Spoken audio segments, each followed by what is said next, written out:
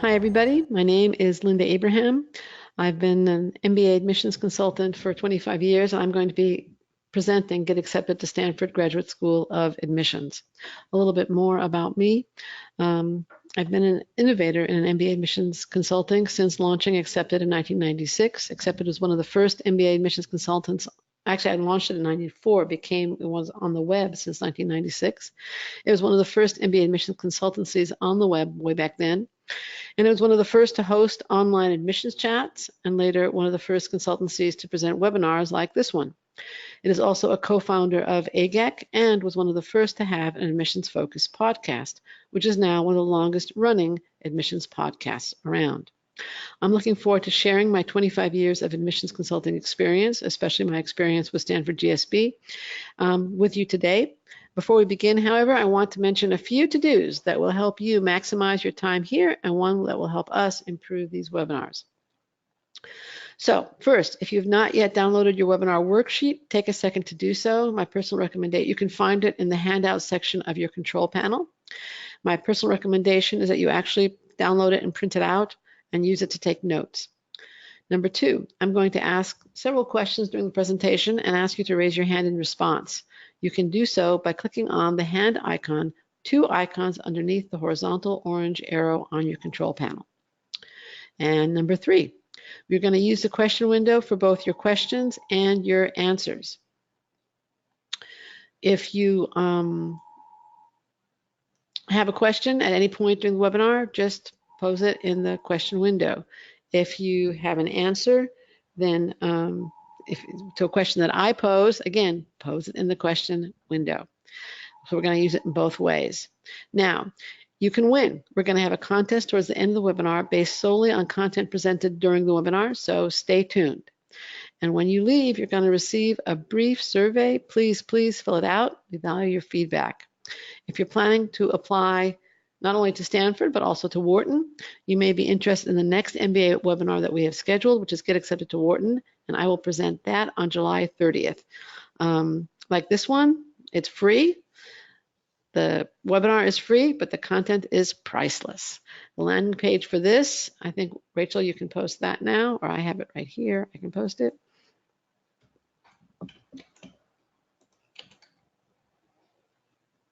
Actually, I did that to her. Rachel, please post it to the group. All right, now let's taste your hand-raising skills. Please raise your hand. That means clicking on that icon. If you are here because business school or an MBA degree, and specifically an MBA from Stanford GSB, will whisk you on your way to the career of your dreams.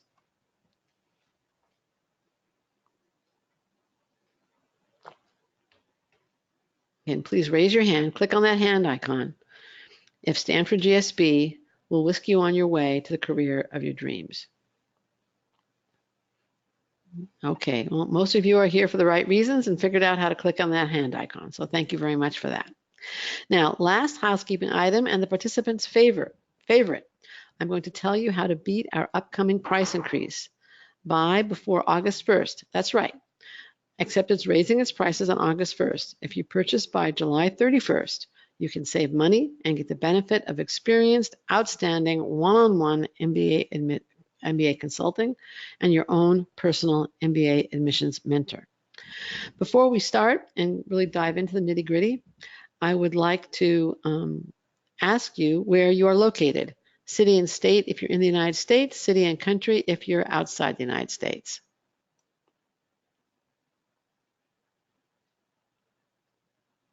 New York, New York, Baltimore, Maryland, Mexico, Princeton, New Jersey, Denver, Colorado, Los Angeles, California. All right, a neighbor. I'm also in LA. Manila, Philippines. Whoa, what time is it there? Moscow, Vietnam, Ho Chi Minh City. Whoa, okay. All around. San Diego, 8 a.m. in Manila. Not so bad. You're right. Boston. Okay, what time is it in Vietnam? Or actually in Moscow, it must be the middle of the night. That's where it's a bad time. 7 a.m. That's also not so bad. How about Moscow? What time is it there? Shanghai. Welcome from near and far. Everywhere from Los Angeles to Manila, 3 a.m. Ouch. Well, we really appreciate your coming. That's all I can tell you. That's what I call dedication. All right, here are some other questions for you. This will be in the form of a poll. How committed are you to applying to Stanford GSB? The options are definitely, probably, maybe, and doubt it, but I'd love you to convince me otherwise.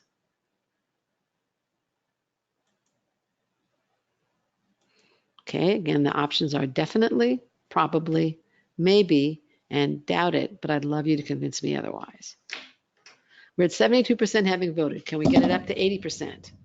5, come on, vote. 5, 4, 3, 2, 1. I'm going to close the poll and share the results with 76% having voted. 64% of you are definitely applying. 32% are probably applying, and 0% are maybe, and 4% are doubt it, but you'd love it if I could convince you otherwise. Okay, so we have a pretty committed group. I think there might be, just judging at the, no, that looks like it's one option. So the math is working here. We are a very committed group in terms of your interest in Stanford, and that's fine. Okay, next poll. I'm planning to apply round 1, round 2, round 3 of this year, or later. Which applies, or is most likely for you? If you're not sure, just pick the most likely one.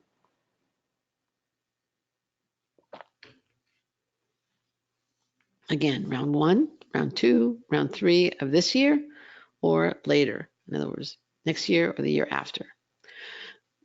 Okay, we're at 82% having voted. 5, 4, 3, 2. Anybody else? 1. I'm going to close the poll and share the results. And that is 57% around 1, 32% around 2, 0% are around 3, and 11% are later.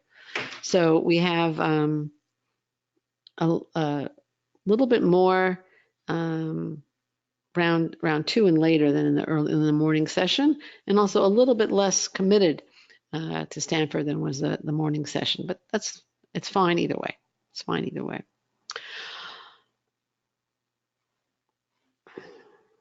Okay, it's cool, it's hip. It's the most entrepreneurial of the top MBA programs, with 14% of the 2018 grads starting their own business upon graduation. It's Stanford, at the heart of Silicon Valley's entrepreneurial ecosystem. According to PitchBook, Stanford GSB is ranked in the top 3 for MBA programs that send the most grads into private equity and venture capital firms. It has a highly customizable program, small class size, and weather that can't be beat, except perhaps by my alma mater at UCLA. Now, the rest of the webinar will be devoted to helping you get accepted to Stanford. My plan is to go through the 4-part framework, the acceptance 4-part framework, and apply it to Stanford. You can use the strategy framework on other top programs too, but the focus of this webinar will definitely be Stanford, and I will also turn to several of the application elements that are part of Stanford's 2019-20 application and discuss how the framework applies there. I'm also going to give you some warnings. There we go.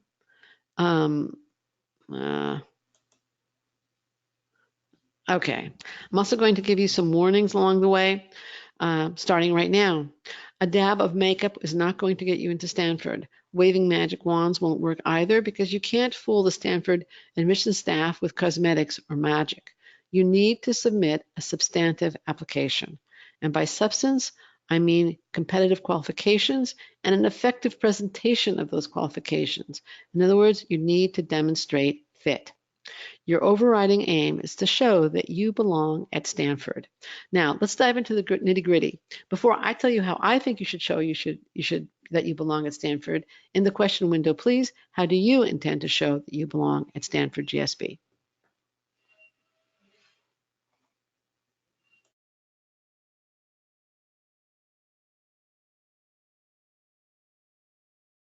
Experience, story, okay, that's definitely going to be part of it. Teach for America core member, excellent, that's definitely going to be valued. Entrepreneurial experience, good. By demonstrating my charisma and desire to acquire more knowledge, okay. I'm not sure charisma is exactly the word I would use. Unique hobbies, that's definitely going to help. We'll get to that. Leadership, academics, community involvement, work experience, very good. Suyan, I'm sorry if I mispronounced somebody's name here.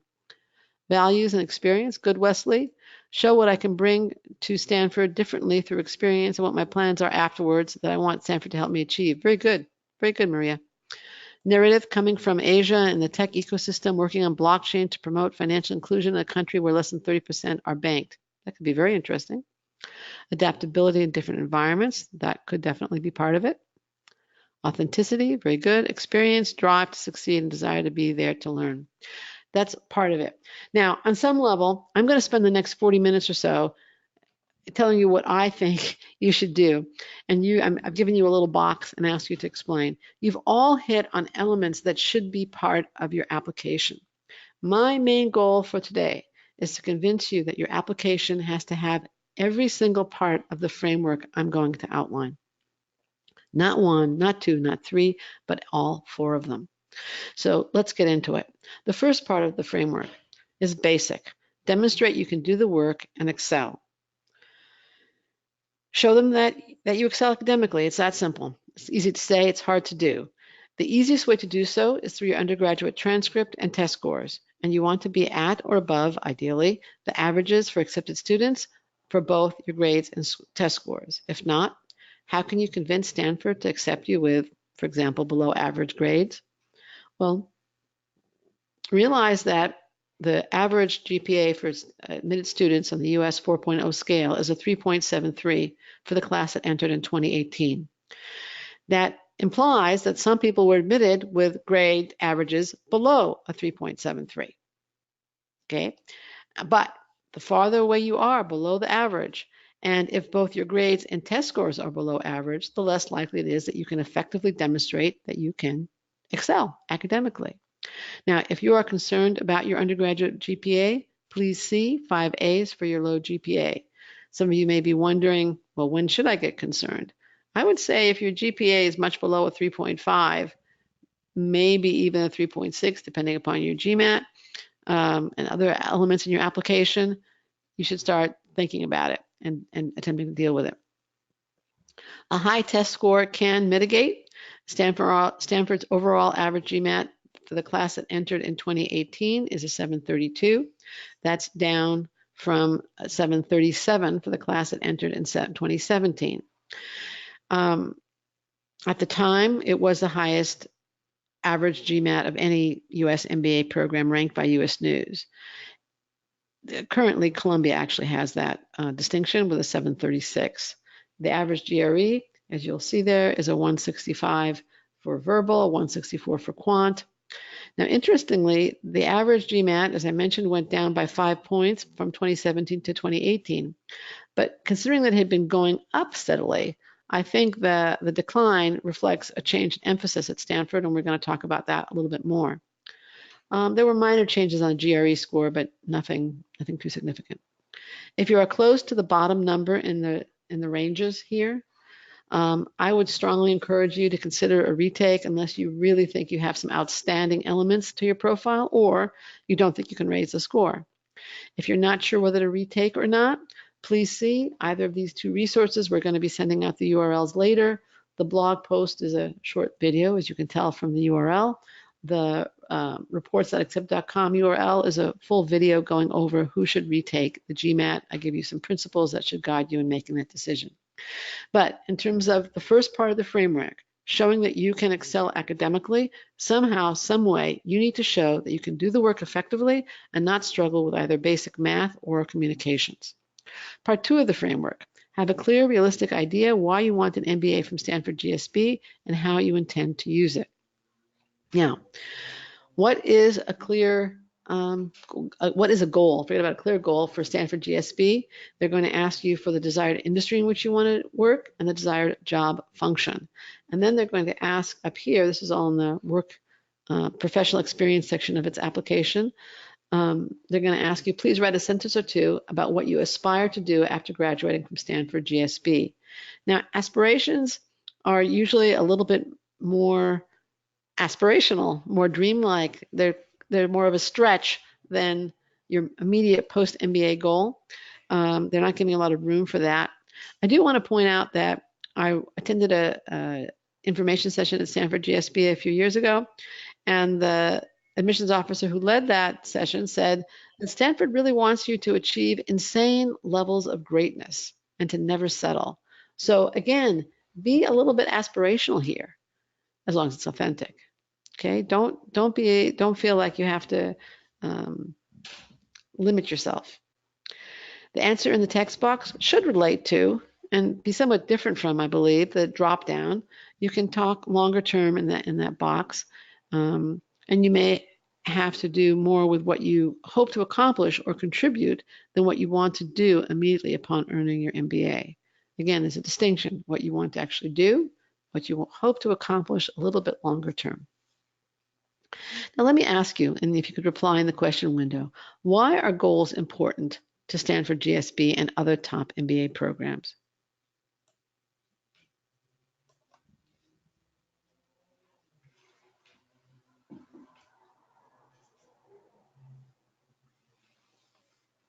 Why are goals important to Stanford GSB and top MBA programs? Remember, Stanford also has an essay question. Why Stanford about its goals? Okay, here we come. Show what I can bring to Stanford differently through experience. Oh, that's the wrong question. Here we go. Showing you understand why you want to do this MBA. Why is it an essential step for you? Show you've thought long term about your career. Excellent, Amelia.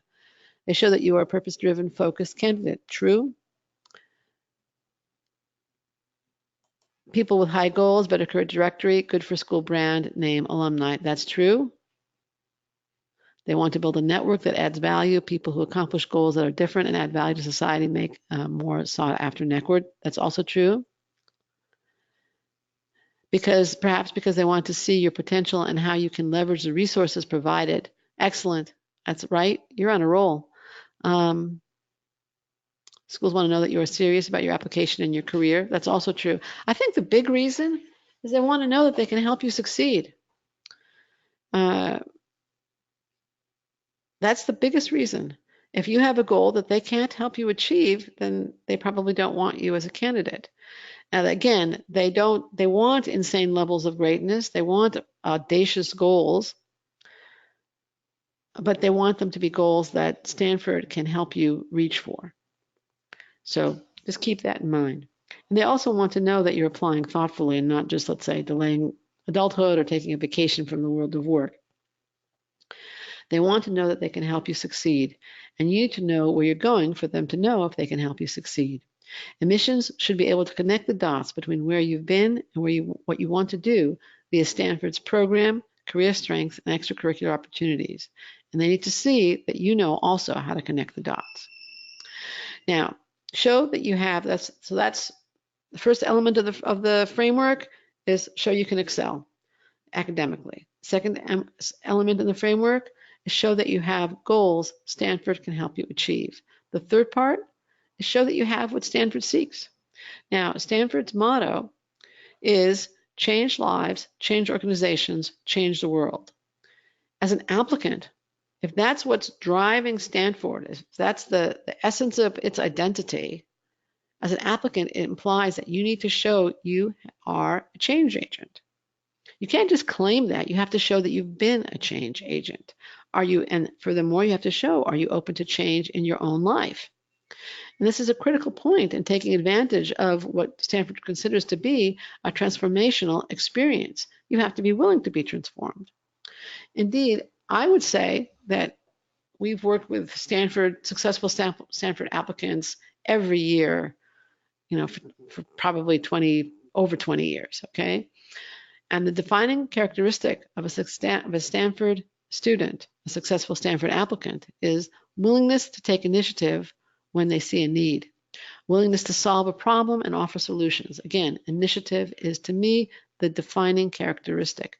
So for you as an applicant, whether you're responding to the boxes on job history or activity history, whether you're writing your essays or you're interviewed, you need to be prepared yourself to show yourself and provide examples of yourself as a person of initiative. Now, in addition, Stanford has its own 3 criteria, and some of them will sound vaguely familiar to you. Stanford's first one is intellectual vitality. This is not just test taking, by the way. It goes beyond the grades and test scores that we talked about a minute ago, but there is a relationship. That's certainly part of it. They're also going to look for curiosity and an openness to learning new things. And that can be evident in the classes that you took, your minor, possible interest in a dual degree program, other interests and hobbies that you have. Somebody this morning had an interest in knitting, crocheting, needle arts, etc. And that what they don't want to see, what they do want to see rather, is a genuine interest in expanding your intellectual horizons throughout the application. So there's lots of ways to demonstrate that. Are you willing to take on a new assignment? Are you willing to go to a new country, a new location? Are you open to change? And are you curious about the world around you? They don't want to see a checklist or treadmill approach to life. So that was the first of their 3 criteria. The second criterion is demonstrated leadership potential. The key word is demonstrated. To quote Harvard Business School's former admissions director, they don't want to create leaders, they want to develop leaders. So in order to show that you already are a leader, you have to demonstrate it. Now, the assistant dean and director of MBA admissions at Stanford has earned a doctorate in psychology with a focus on organizational leadership. Guess what's important to her? And you'll see in the application as we go further into the webinar that the emphasis on leadership is increasing in the app. And I would suspect that, not that everybody with a high GMAT can't be a leader, but that the drop in GMAT scores this year is probably at least partially attributable to a greater emphasis on leadership. Now, a key GSB assumption, and you'll see this in the second criterion also, is that past actions usually are the best predictor of future behavior. So if they want leadership potential, it's not just something that you can talk about, it's something that has to have been demonstrated. Deeds count. For Stanford and for most business schools, leadership also implies integrity and character. When you're talking about leadership also, don't just think about titles that you've had. Leadership implies, or haven't had, leadership implies assuming responsibility for a particular outcome and motivating others. If you assume responsibility for a particular outcome and you do all the work yourself, that's not really leadership. If you motivate others but don't have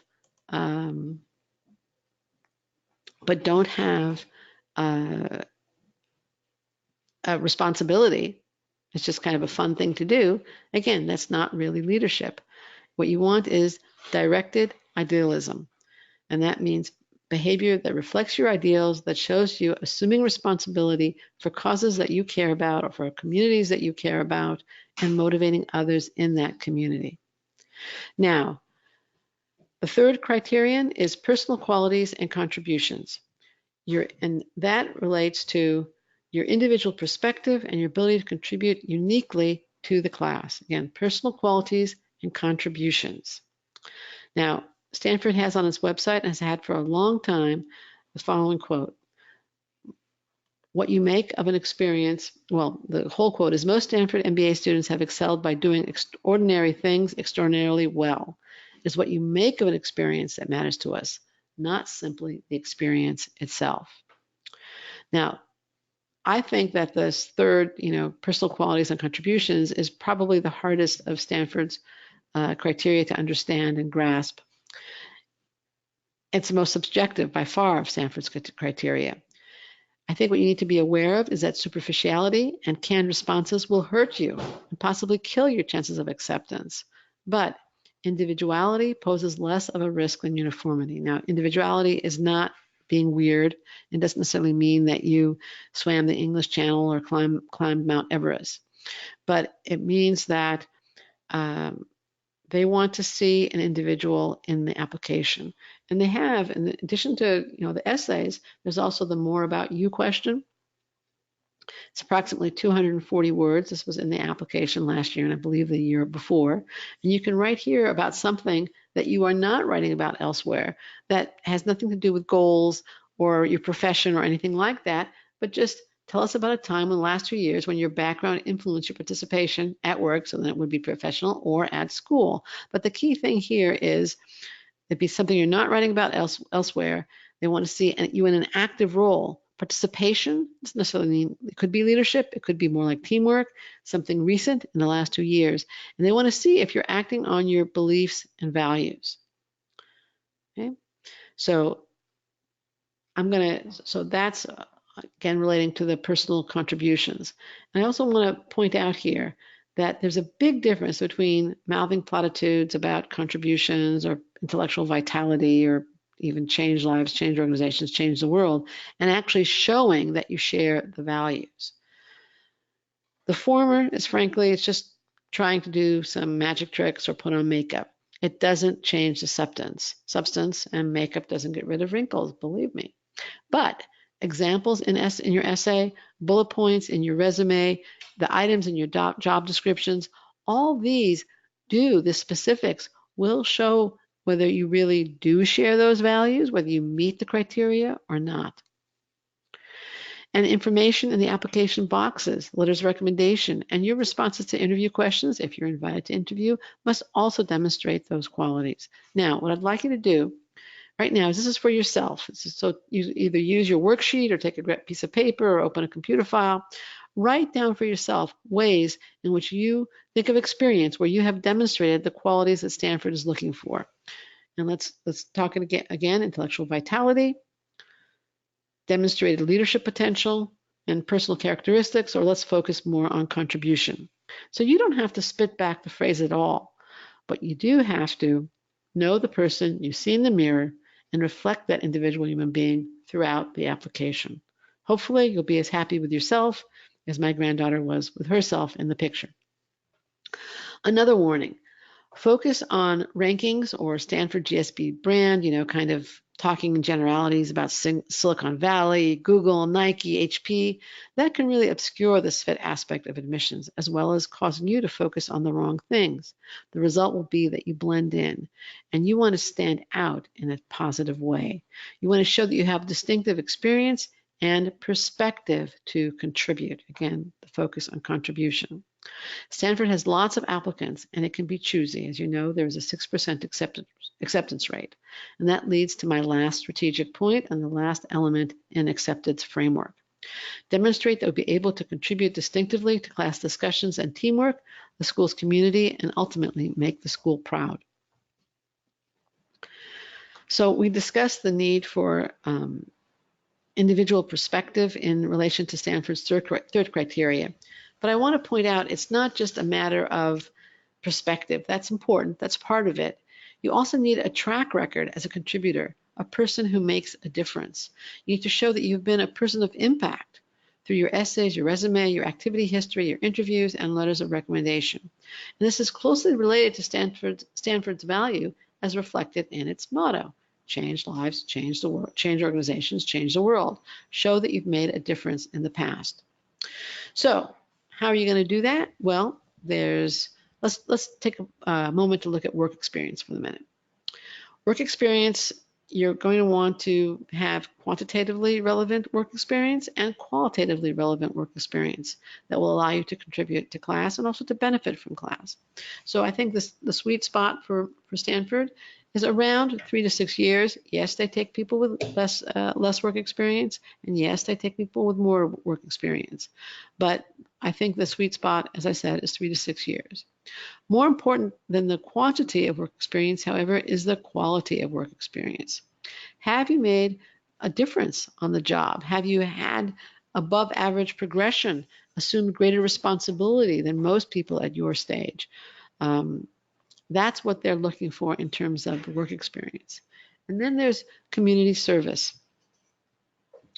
Now, again, past behavior predicts future behavior. Okay, I skipped that slide. Community service. You don't have to participate in an organization, though I could probably fill up the slide many times over with the different logos of worthy organizations. You can also start your own to see a specific need that you see in your community. But the point has to be, again, have you been able to make a difference? Have you been a change agent? And if so, Where have you been a change agent? Now, I'd like you to respond to that last question, where have you been a change agent, in the question window. Give me some examples and I'll comment on them. Where have you made a difference?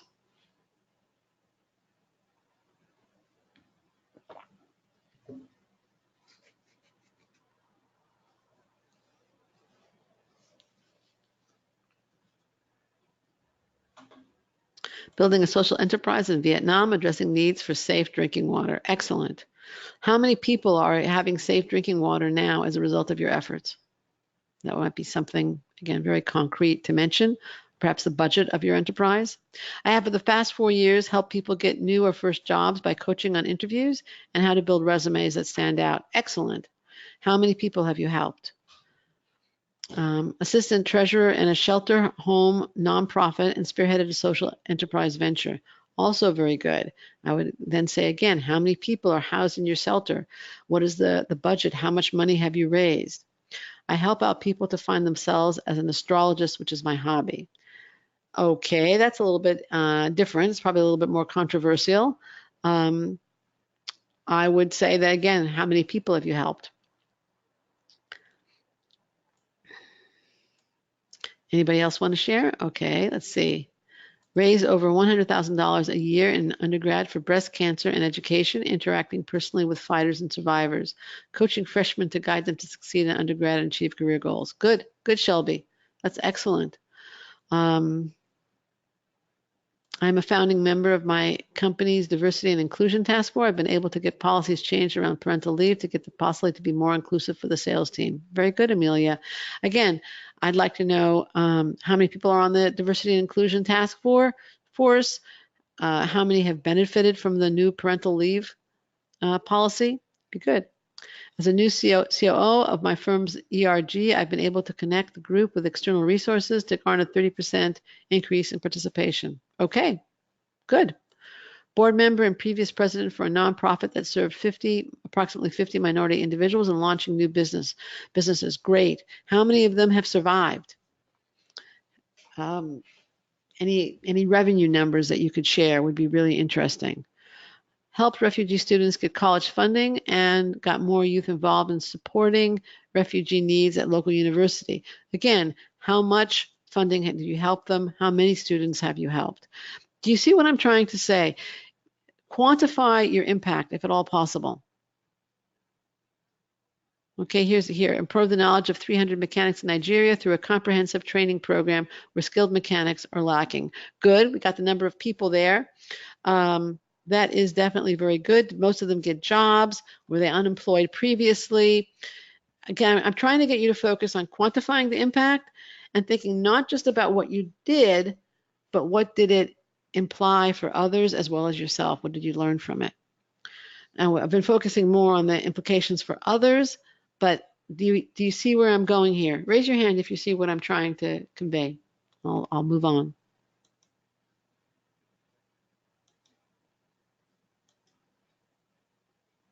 Okay, great. Yeah, most of you are definitely saying it. Okay. So another point, how are you going to, and this has to do with presentation as well as this quantifying your impact. Let me focus on the specifics will allow you to naturally stand. Well, before I give it away, I partially gave it away now. I'd like to do a little experiment, okay? So I'm going to pose 3 questions, and there's going to be 2 options in each question, and please choose the one that you most identify with, okay? How many of you work in technology, and how many of you work for Pinterest?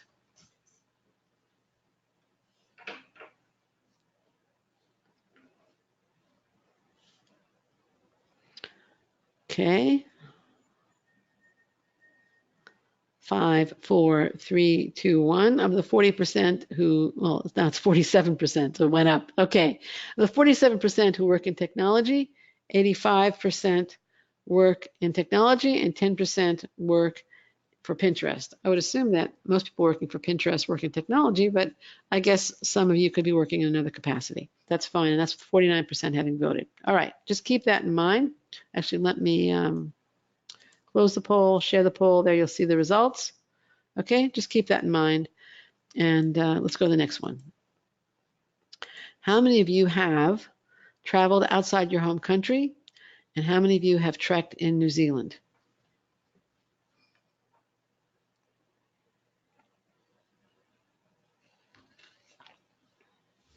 Okay. We have 65% having voted. 100, and I'm going to close the poll now and share the results. 100% of you, of the 65% who voted, have traveled outside of your home country. 7% trekked in New Zealand. Again, just keep that in mind. I'm going to hide that poll. And the last one, how many of you volunteered in college or since college? And how many of you started a support group for siblings who unfortunately have lost their sibling due to illness or accident or whatever?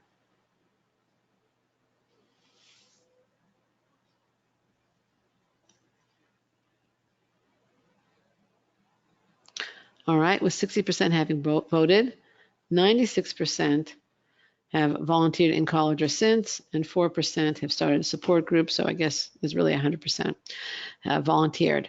Okay, let me close that one. That's with 63% having voted. I'm going to share the results for you. You can see that again, 96% volunteered, 4% started a support group, which would really be 100% versus 4%. But in any case, okay. What's the difference between the first and the second question in each set of questions? In the question window, please.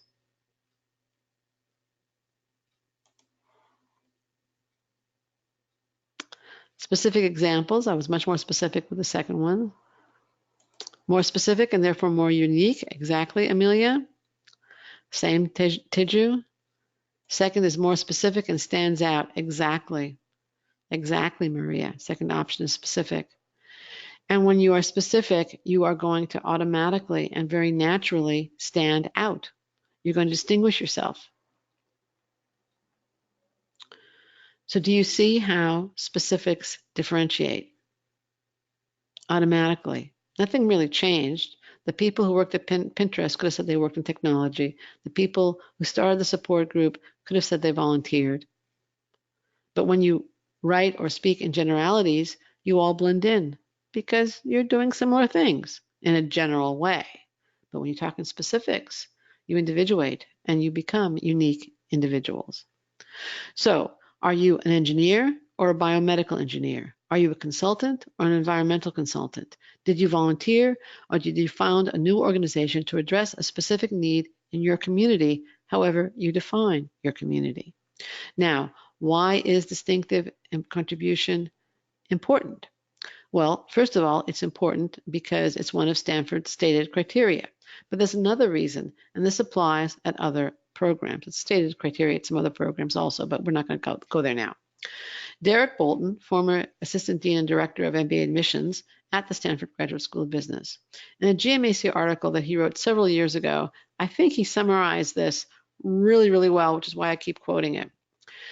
Admissions is a two-step process. The first is evaluation, determining the qualified, and there are always too many at Stanford GSB and at most top MBA programs. And then there's the second part of it, and that's selection, crafting a class, determining which candidates to admit among those evaluated as highly qualified. Now, again, this injects a very subjective element to the admissions selection process, at least subjective and opaque from the outside. But the implication for you as an applicant of the selection process is that Stanford has no reason to admit someone without something distinctive to contribute, or someone who is not a change agent, or someone lacking a record of past impact and contribution, no matter what their stats. And I would add here that even if you are a change agent, but you write about the change and the impact that you've had in very general terms, you're going to blend in. So again, when you're describing what you do, write in specific terms. And the same in the interview, talk in specific terms. Now, let's review the 4 strategic steps you need to think about before and while putting your application together. Number 1, Demonstrate you can do the in-class work in Excel. Number 2, have a clear, realistic idea why you want an MBA from Stanford and how you intend to use it. Number 3, show that you share Stanford's values and meet its criteria. Number 4, demonstrate that you'll be able to contribute to class discussions, the school's community, and ultimately make the school proud. Now let's look at the specific elements of the Stanford GSB application. I already touched briefly on the grades and transcripts as well as GSB's values. Let's look at some of the other elements. First, let's start with the job and activity history. Be succinct. Stanford really wants only a one-page resume unless you have more than 10 years of work experience. And in your resume, focus on your achievements, not your responsibilities or task descriptions. And don't, for heaven's sakes, don't say you do what your job title implies. If you're an accountant, please don't tell me that you prepare reports. You analyze transactions and prepare reports. That's what accountants do. And then furthermore, don't treat the form and the boxes as a throwaway because they are very important. For each job, you're asked to provide your primary job responsibilities, and even here, if possible, show how you went beyond your responsibilities. Your most significant accomplishment, quantify if possible, and your reasons for leaving, hopefully for greater opportunity or promotion. You must show, and then there's in the activities and interests window, again, you want to show impact and contribution here. The question is, please tell us about your activities and interests during and since college. Do not enter part-time. That goes another way. For additional information about reporting your visit the website. For each activity, there's the window on the right. You have 300 characters to answer, description of activity interest, and your role, impact, or contribution. Is this word kind of coming up again and again and again? Realize that if you have a few jobs and activities, these descriptions, what's on this slide and this slide, can be as many words as the essays. So they are important. And again, I'm going to say this over and over again, quantify impact whenever possible. For all the activities, Stanford gives you 300 characters, as I said. For each one, you get 300 characters to describe your activity, interest, and your role, impact, or contribution. Now, moving on to the essays, you have a total of 1,150 words for the 2 essays that you can allocate as you wish. The essays should complement each other and other elements of the application. They should answer the question posed and reveal something distinctive and intriguing about you. They recommend that you use 750 words for essay A and 400 for essay B. The essays are a great place for you to show fit with Stanford GSB, and to reveal yourself as a thoughtful change agent. Demonstrate that individual perspective that comes under the 3rd criterion.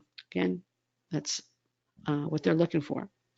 Stanford's signature essay question is what matters to you most and why. The suggested length is 750 words. Now, in my opinion, this is the hardest MBA essay question out there. And you really need to think about what is important to you, why it's important, and when have you acted on those values. In essence, what are your priorities? Now realize, again, that what you do is going to be far more important than what you say. So whatever is most important to you should be reflected in your behavior and commitments. I have found that those who answer this question in a way that shows initiative and an I care attitude do very well in the admissions process. And don't forget to answer the why part. Stanford explicitly says, focus on the why rather than the what. Now, essay 2, why Stanford? They recommend 400 words for that one. And you need 2 things to respond well here. First, you need to know why you want to pursue an MBA, because your reasons for wanting to attend Stanford almost always are tied to your goals and aspirations, which are you mentioned briefly in the employment section, in which we discussed about 20 minutes ago.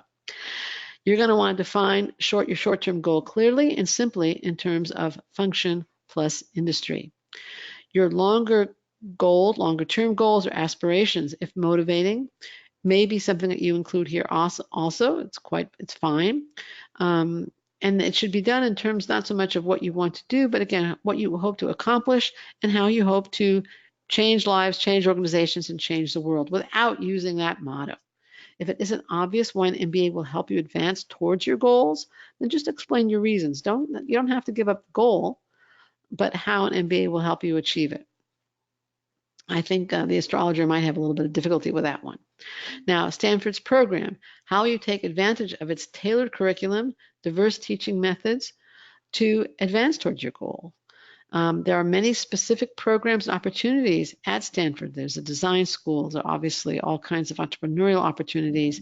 But just like you need to be specific in describing what you've done and the way you're going to contribute and the way you have contributed in the past, you need to be specific about how you intend to use the opportunities at Stanford. Know which programs you're going to want to participate in, which events you're going to want to help plan, which clubs you're going to want to join, perhaps which professor you're going to want to do research with. How will you take advantage of it? This is not a question about brand or ranking or about Silicon Valley or Nike or any of that. Then, given your past experiences in education, how you take advantage of Stanford GSB's transformative opportunities and program to achieve your goals. Again, once you know your goal and you know the program and how it's going to help you achieve your goals, you should find this question a relatively straightforward one to answer. What your answer shouldn't be is an ode to the wonderful faculty, unparalleled career opportunities, and fantastic peers at Stanford, because that can be said about any top program, and it's about as superficial as you can get. Specifics count. Now, think of what we've been discussing in terms of Stanford's motto and its criteria. Can you relate these questions, especially A, to either the motto or criteria? I can. SAA is very much about changing lives, changing organizations, and changing the world. Actually, SAB relates to both the motto also. In terms of the criteria, it's probably more about contribution and personal characteristics in both cases. Now, how can you respond to these questions? You can use an anecdotal response, especially for SAA, and tell a story incorporating what you did, how you did it and felt, and the impact of what you did had on others. And there's a couple of ways, there's more than two actually, but here are two possibilities. You can start with an anecdote that epitomizes your values and shows you living that value, and then discuss the influences and experiences that helped you develop that set of priorities. Okay, you can also discuss the impact of your actions on others. Or you can start with an influential moment in the past that made you realize the importance of whatever is important to you, and then bring it forward and show how once you determined this is important to you, you acted on that value. Now, Stanford for the first time has introduced some optional questions, optional short answer questions. These are officially optional, but I strongly encourage you to answer them and highlight additional times when you demonstrated the initiative and leadership that Stanford values. So the question is, think about times you've created a positive impact within professional, extracurricular, academic, or other settings. What was your impact? What made it significant to you or to others? And you are welcome to share up to 3 examples, and each is approximately 250 words or 1,500 characters. Keep in mind, again, that Kirsten Moss, the Dean of Admissions at Stanford, describes herself as a, quote, leadership geek, close quote, and happens to have a doctorate of psychology in organizational leadership. In providing these very brief examples, a CAR approach can be effective. Discuss the challenge that you were facing. What actions did you take? C for challenge, A for action, and R is for results. What were the results, both for you and others who experienced the impact that you had? And then there's also additional information. Through all the elements of the application, we believe that we get to know you well. Complete the section only if you have critical information you could not convey elsewhere in your application. In other words, extenuating circumstances affecting academic or work performance. Do not include essays, and please be brief.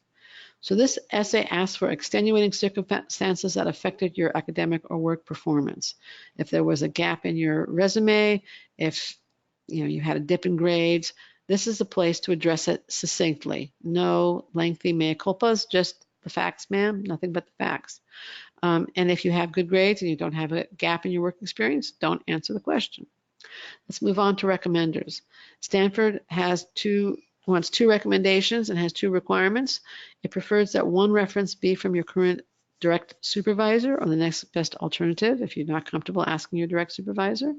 And then they want it from someone else who has also supervised your work. They've done away with the peer reference. And they want you to choose the individual who can best represent your potential impact. Both can be from the same organization. Now, I have two criteria also for choosing a recommender. The first one is that you want your recommenders to be people who know you well in professional settings. And that's obviously closely related to Stanford's last bit of advice. And again, if possible, it should be your current supervisor, but they understand if not. The second criterion is that you need to ask if the individual can write you a strong, positive letter of reference. If they hesitate, either because they don't have as high an opinion of you as you thought, or because they simply don't have the time, move on. You may want to refer them to 10 tips for recommenders. It encourages them to write in specifics, to give concrete examples, and also advise them, if that's there, to focus on initiative, leadership, personal growth, impact, and innovation. What about the interview at Stanford? Well, first of all, if you're invited to interview, congratulations, because your chances of acceptance just went from 6% to 50%. 50% of interviewees are accepted. Interviews at Stanford are usually conducted by alumni. They are blind, so they only know what's in your resume. They have not reviewed your application. And they will focus on past behavior. Tell us about a time when you did X. Because, of course, past behavior predicts future behavior. So how do you prepare? I would first of all review Stanford's MBA interview page.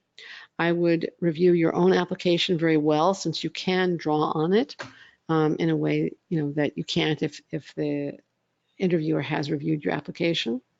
You should also, if there are any new experiences or achievements that you want to highlight during the interview, by all means, be prepared to do so. And I would also, in terms of preparing for the interview, prepare to explore your past experience so that you can show fit with Stanford's values and criteria. Ahead of time, identify experiences that show leadership, initiative, and all the things we've been talking about, and jot them down. Prepare experiences you want to talk about that show you as a change agent. And also jot down just a few things that you're proud of and write which of Stanford's key qualities those achievements reveal. So if you want to show initiative, what are the experiences that you can talk about? If you have an experience you want to talk about, think about the qualities that Stanford values that are evidenced in that experience.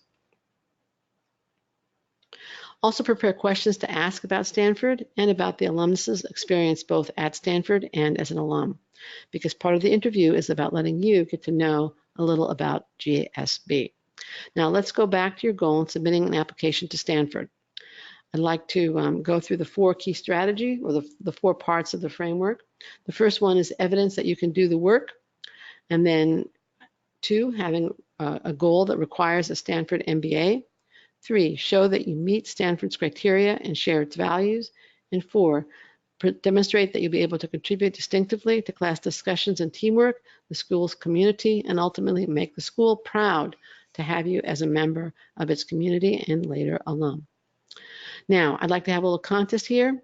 The first one to answer each question, or the first 3, let's change this. The first 3 to answer the next question gets a free consultation with me, okay?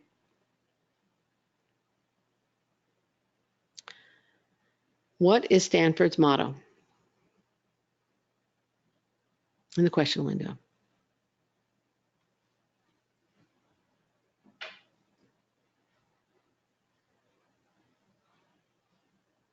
Okay, Teju, change lives, change organizations, change the world. You got it. Change lives, change organizations, change the world. Christina and Gillen, you have it. Those are the first 3 that got it. And I think Rachel, you caught that. And we'll be in touch with you about setting up that consultation. Okay.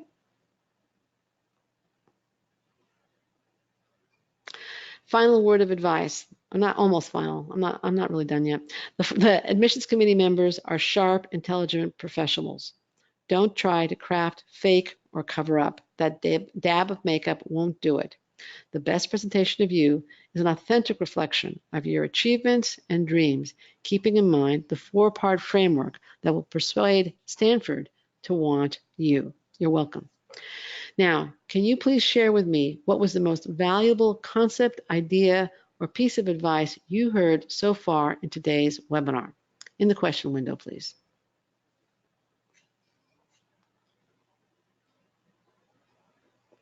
Show shared values. Okay, great, Wesley. Quantifying impact. Thanks, Christina.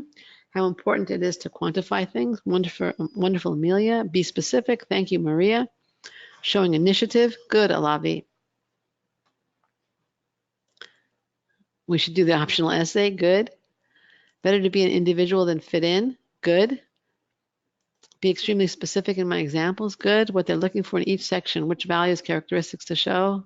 Approach the two essays and how to intertwine them to specifics. Okay, great. Thank you very, very much. I appreciate that. Finding the right person to write your letter of recommendation. Okay, good. I'm glad you. These are things I all wanted you to get across.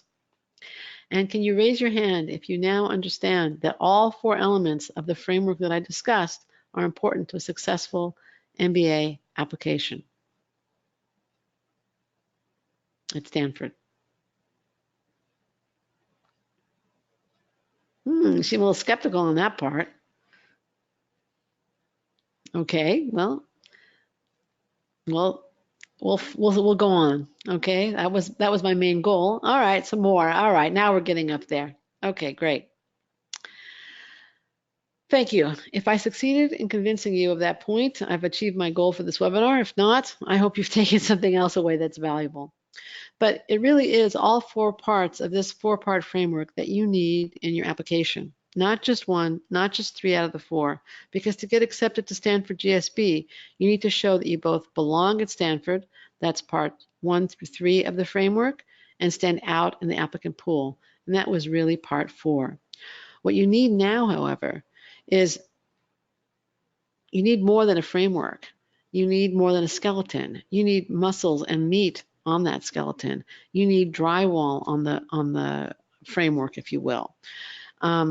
And you can get that kind of critical input on a one-on-one basis if you engage with Accepted and work with one of our outstanding consultants. We want to guide you in showing that you both belong at Stanford or whatever MBA programs you're applying to and stand out in the applicant pool. We want to guide you in creating an application that as a whole spotlights your strengths and mitigates your weaknesses. An application that really accomplishes everything we've discussed here today, including those elements that you folks found most valuable. Writing in specifics, showing that you share the values, etc. Now here's what you can do when you work with an Accepted consultant. You can access expertise and experience, reduce your stress, save time, optimize your school choice and application, and mitigate weaknesses. Now, some may say that Accepted is expensive, and we're definitely not a cheap service because of the quality of our staff. However, there are actually more expensive risks associated with not using Accepted. Reapplication can easily cost a few $1,000s. If you combine travel expenses, application fees, and the possibility that you might have to retake and prepare for the GMAT or GRE, one additional year of pre-MBA earnings can cost easily in the 5 figures. And there's a potential that you could have gotten into a better program with lifelong earnings and network, and that could cost you also 5 or 6 figures. Now, every year we work with applicants who talked to us a year earlier and decided after taking the do-it-yourself approach and getting rejected that they wanted to work with us. They would have been better off working with us initially, and so would you. But enough from me. What do Accepted clients say? Well, let me tell you a little story.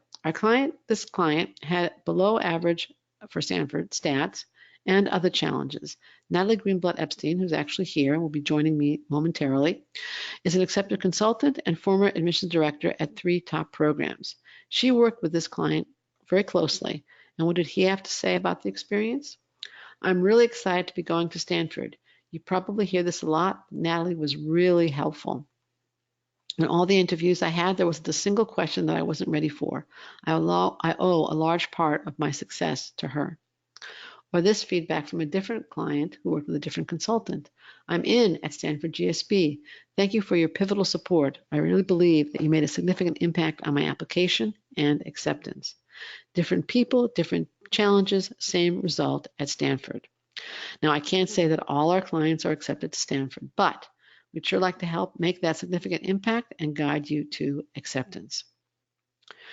It's now July, and there is time before Stanford's Round 1 September 18th deadline to work with us. Contact us ASAP, and we'd be happy to help you from scratch or review and edit your essays.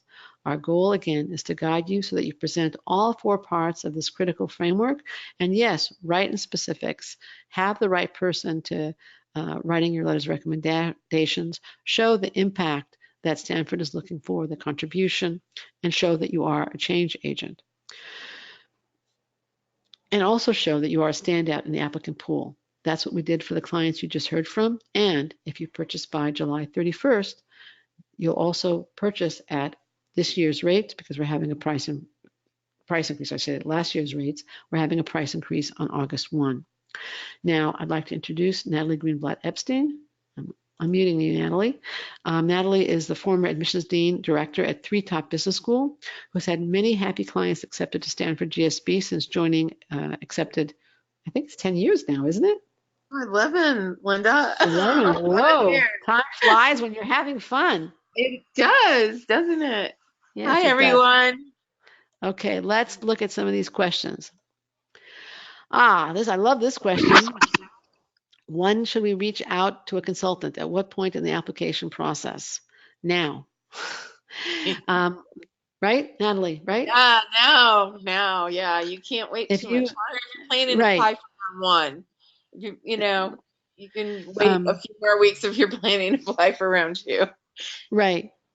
Do you have your GMAT or test score already, Maria? Are you applying for this year? Most of the people here were applying for this year, like 90%. I asked that question earlier. Not yet, so you don't have that. You can still contact us even before you get the GMAT or the GRE. Taking the GMAT end of August, does that mean that you're planning to apply round 2? Yes, okay. So if you want, you can wait till after you get the GMAT, or if you want, you can talk to us now and buy before the price increase takes effect. That's another option. Okay. Let's look at the other questions. But thank you very much for that.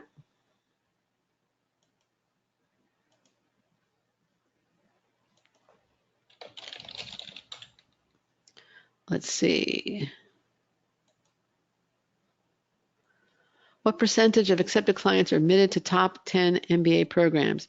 I don't have it broken down like that because, frankly, the definition of top 10 sometimes differs. But most of our clients are applying to top 10 programs, and we do have an 85% acceptance rate in among our MBA clients. We survey them. That's the results. Okay. Let's see. Sophia asks, what round should you apply in? Natalie, how would you answer that one? So, if you're ready to apply in round 1, there's some advantages to applying in round 1. A, you hear earlier. B, there's a psychology that happens with adcoms in the very beginning of an application season where you're not compared to anybody else. You might be compared to last year's class, but it's really not how a committee will work. So if you're ready to apply in round 1, you have those advantages. You hear earlier, you can get, things rolling earlier if you need to find housing, etc. And you're helping the psychology. Now, round 2, there's only a slight difference. Like, it's so minute in the percentage of students who gain admission over the number of applicants. It might be 1 or 2% for a given school. So it doesn't make that much difference on the bubble to apply round one, round two, but that psychology is there. I don't necessarily recommend round three. I have had Right. clients apply in round three who have gotten in, but it's not recommended. You know, most of the committee members are wondering why you waited so long. I mean, the spin I use is I'm applying early, and because I didn't want to wait until next year. But I think having your act, if you have your act together, apply when you're ready. If you're not ready for round one, apply for round two. But you don't have to wait to the last minute to the Yes. deadline. You can submit whenever you're ready. Right. I have a rule of thumb that I've been using for years. Apply as early as possible in an application cycle, provided that you don't compromise the quality of your application. Whatever minute benefit, or there is a benefit, Natalie just gave it, of applying round one over round two, it is not worth it to rush your application and submit less than your best. So if you can get a round one application in and work steadily towards it, again, it's July 10th now, you have over 2 months. That's plenty of time to put together a great application if you have your GMAT and GRE. But if you don't, then apply round two and just make sure that it's really, really good then. Okay. All right, let's go on here.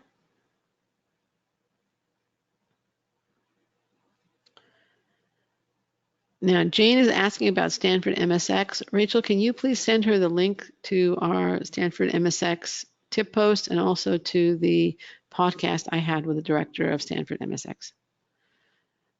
Is there a maximum age to apply? I'm asking because I'm 32 and I want to know if my age could be an issue. Natalie? So there's not a maximum.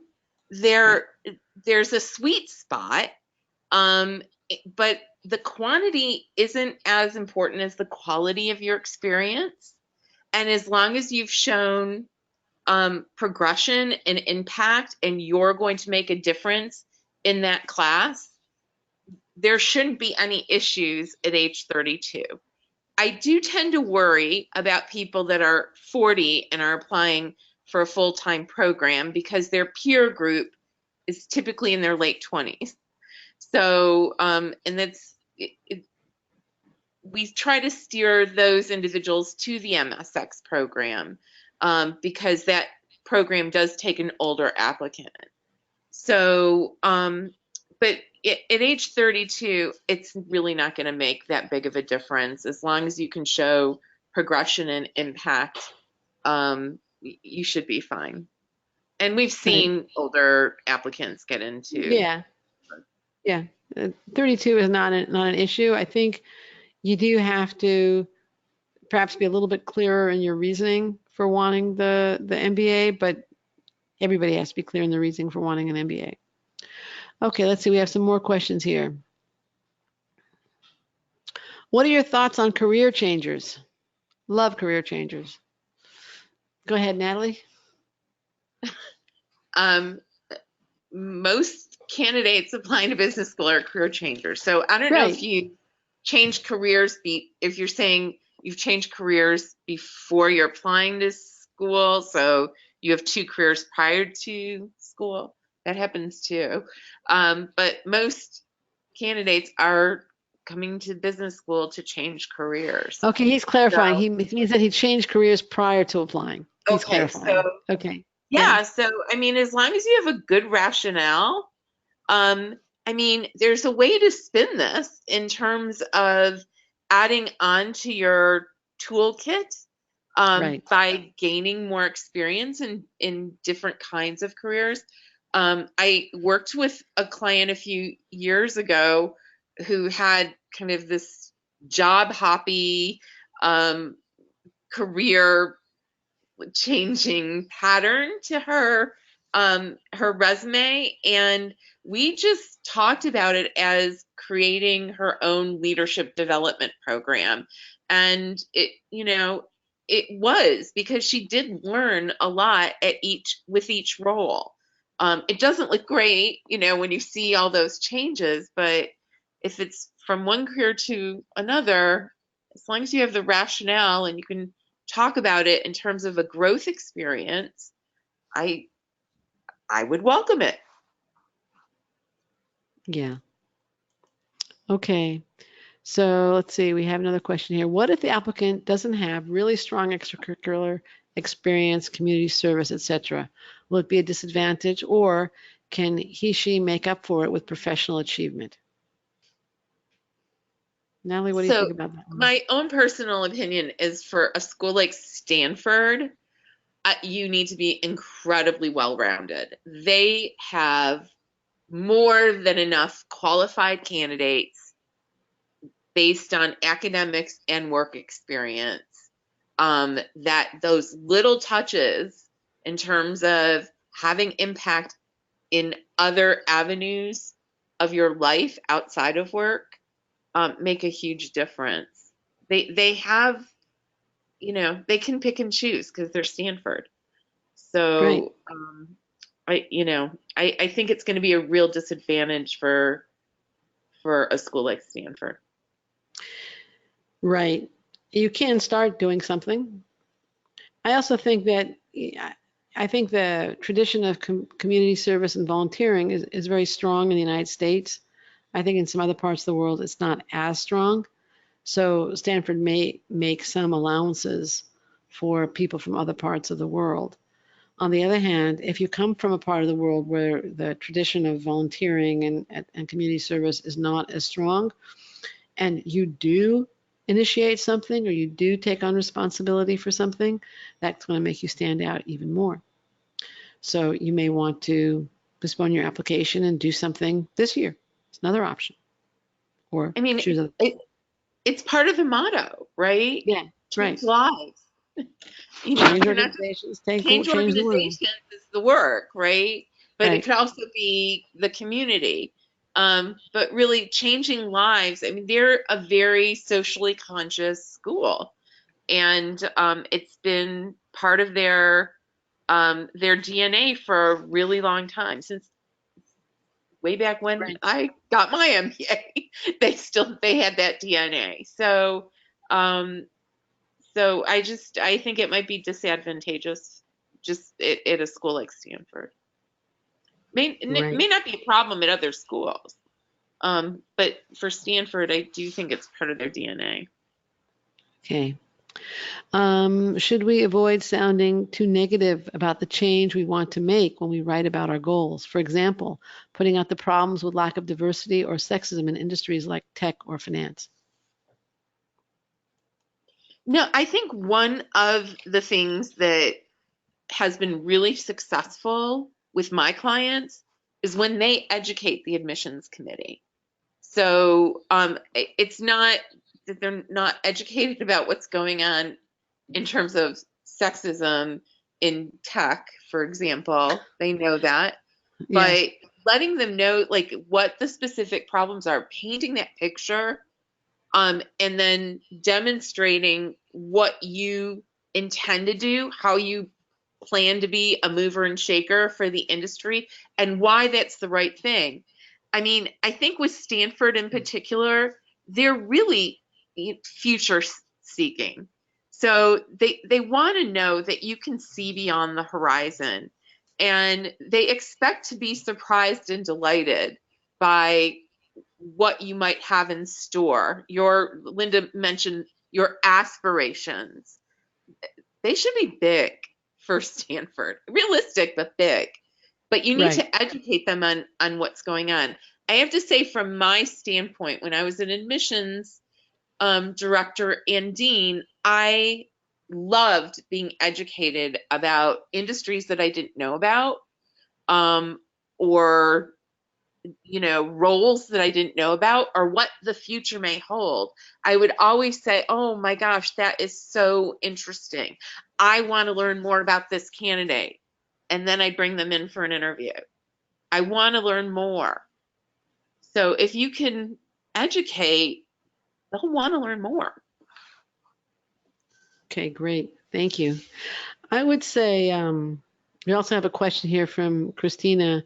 Does impact have to be about community service? What if it's doing projects at work that created products that have impacted, X number of people? I think Again, that's a depending. given. Yeah, yeah. That It has to be it also work. depends a little bit about what the impact at work also counts. Um, I think ideally you want to be able to show impact at work and off the job. In terms I of think at a Martinez, baseline, you have to show impact at work, Linda. yeah, Like that's yeah. the Oh, I'm foundation not for disagreeing. everything. Absolutely, I'm not disagreeing with you. Okay. Not at all. I'm not sure if it's really, really, really superb and fantastic, would it make up for or overcome lack of any kind of community service? Possible. This is where, again, we kind of have to look at your application individually and discuss it with you. Um, it is possible. Now, getting back to Martina's question about negativism, I mean, I think that it's a matter of balance. If you spend your whole essay talking about how bad sexism is in tech or in finance, then you're not really going to talk about you. And they don't really want to learn about the tech industry or the financial industry. They really want to learn about you. So I would say one or two sentences to provide context, to talk about the issue that you intend to have impact upon, and that should be fine. It's a matter of balance. Okay. Now, I want to thank Natalie for joining me here for the Q&A. We've run over. I want to thank my applicant friends who for coming, for your questions, your time, your attention, and now I want to share a final thought and story. The thought: there's a paradox inherent to acceptance at top business schools. You have to demonstrate that you fit in and stand out. By fitting in, I mean that you belong to the top target schools in terms of your goals, academics, work experience, and values, that you're going to be a valuable member of their community.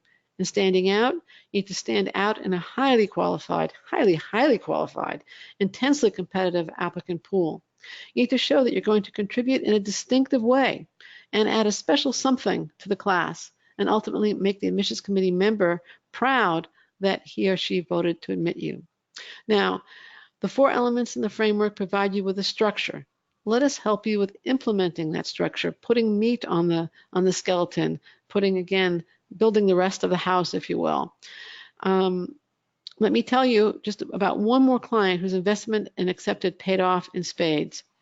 A couple of years ago, we worked with a fellow who had less than common work experience and strong stats, but he came from a very much overrepresented group in the applicant pool. He worked with Jennifer Bloom and today has referred many of his friends to Accepted. Here is what he wrote after his acceptance. Dear Jennifer, I got an accept from Stanford last night. Even as I wonder which one I want more between Stanford and Wharton, this is a dream come true. I'm not a great writer, and so I'll keep this short for fear of ruining it. Thank you. I don't have any new words to express the gratitude that is filling my heart. I hope all your other candidates find wings to their dreams. Now, this happy client followed the steps on the screen. His dreams, and so many of Accepted's clients' dreams, have found their wings. So can yours. Get accepted.